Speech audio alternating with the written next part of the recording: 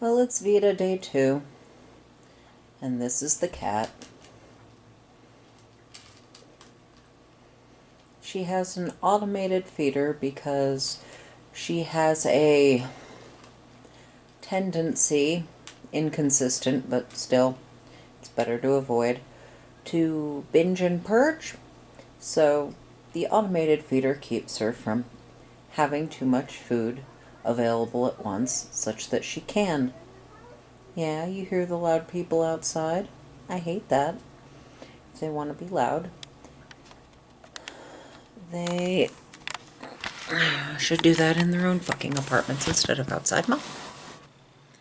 So I suppose I should do a little bit of an introduction since I didn't do one yesterday, and I don't know if people who haven't seen my face before are going to bother showing up for any of these. So, Candace, I am asexual, panromantic, and non-binary.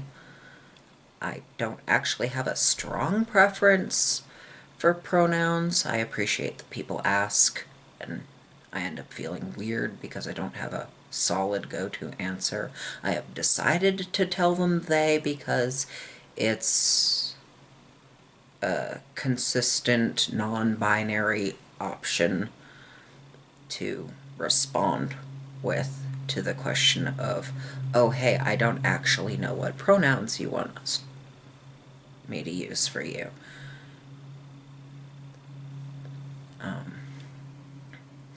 It is what it is. I may or may not develop a stronger preference for one over another. I don't really relate to the new ones, so it would be a she, they, or he.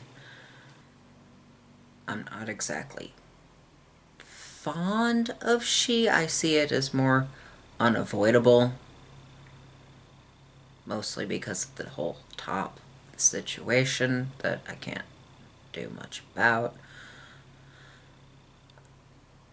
Other than that, Nerd Fighter, you can see, well, that's Brain Scoop, that's Nature League, that's VidCon 2012, there's other nerdy things behind me. Gamer, that's the Oblivion map, the Morrowind map is behind me. Dice Dealer, and my usual spring semester trip to my alma mater is, of course, canceled for very reasonable, practical reasons that are still frustrating and disappointing, but it's not worth the health risk to them or me. It's just, it is what it is. I don't keep my hair short for gender reasons. It's, like I mentioned yesterday, I have profoundly damaged hair follicles from total body irradiation from the treatment for the relapse of my second cancer. I have had cancer a total of 4 times, 3 different cancers. The second one relapsed. The second one was also caused by the treatment for the first one. The third one is, or was, possibly, but not definitely, like with the one before, linked to the treatment for the second one, including the said total body irradiation, because it was a skin cancer, and the total body irradiation ramped up my risk for all cancers, but especially skin cancers. And since that one was in a place, I mean, I'm essentially a vampire. That's actually a kind of weird thing about leukemia, is both it and the treatment for it. Well, one, you're anemic, among other things, so you're pasty pale. I mean, I have a pronounced lack of melanin to begin with, make me anemic, and yeah. Whiter than sour cream? What? But the treatment for it also makes you more sensitive to the sun. The total body irradiation also makes you more sensitive to the sun. You require the blood of others daily to survive. Leukemia is about as close to vampirism as I'm ever gonna get. And I have always found that a little funny. Being shut in, but also I burn in the shade very quickly kind of complexion. Me getting a skin cancer in a place that isn't ever exposed to the sun suggests, but isn't concrete, connection to the,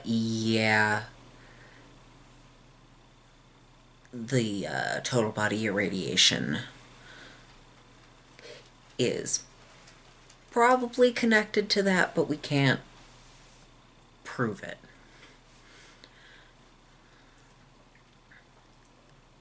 So, yeah, having had cancer repeatedly is what led to me being disabled in the first place. So, when I mentioned that, yeah, I'm disabled and thus on Medicare, that would be why. It's also why I call my body a fucking shit show, 'cause it is.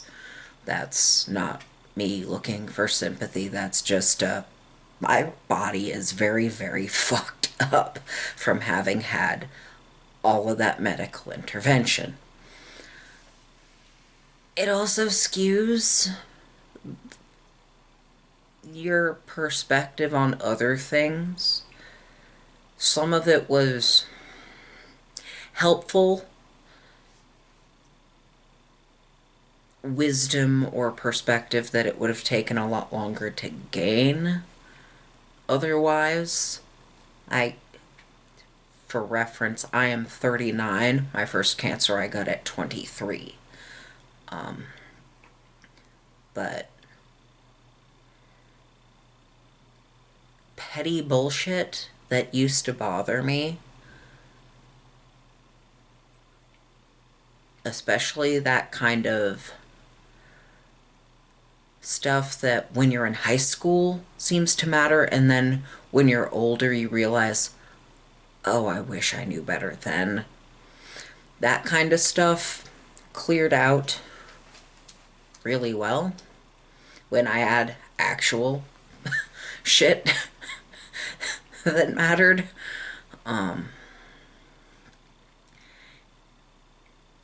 It helped that I've always been a science nerd. It made understanding what was going on easier. Also, when I went back to college after number 2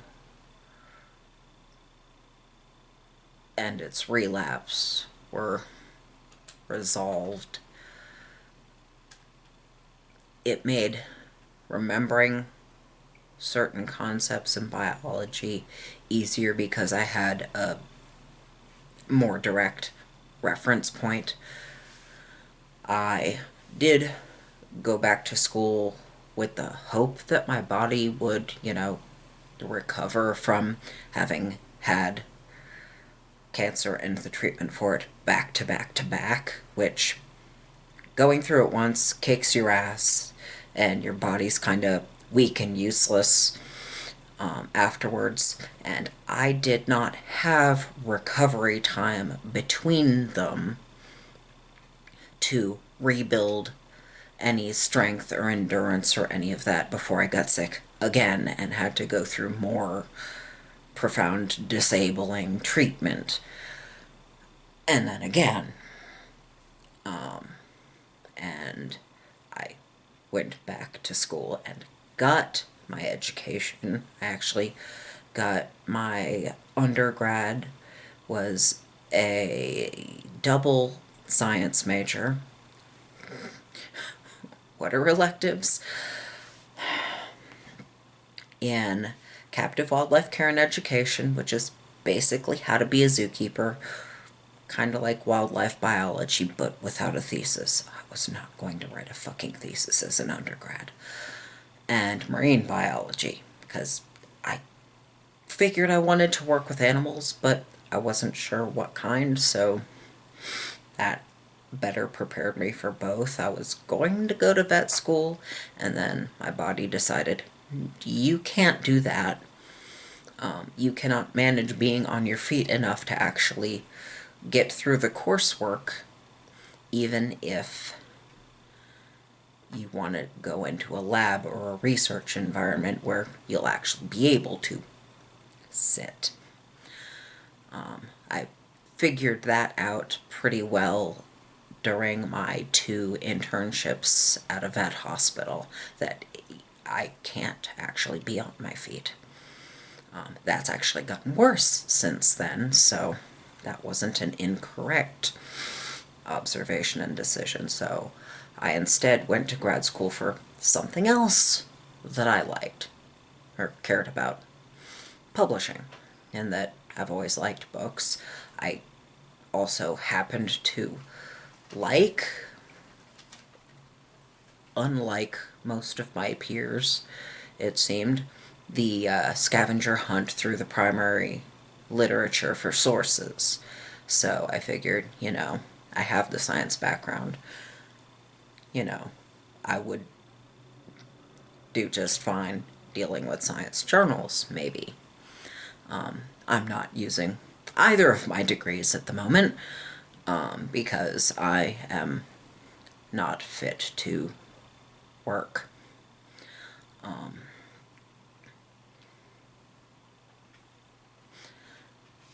But I had gone back to school with the intention and hope that my body would improve to the point where I could, and that just hasn't happened.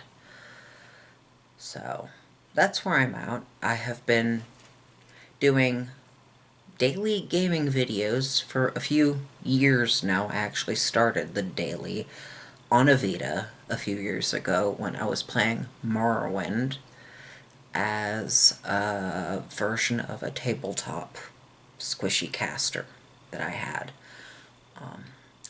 All of my, very nearly all of my videos are in playlists, partially because there's so many of them, but because so many of them are playthroughs of games or partial playthroughs of games.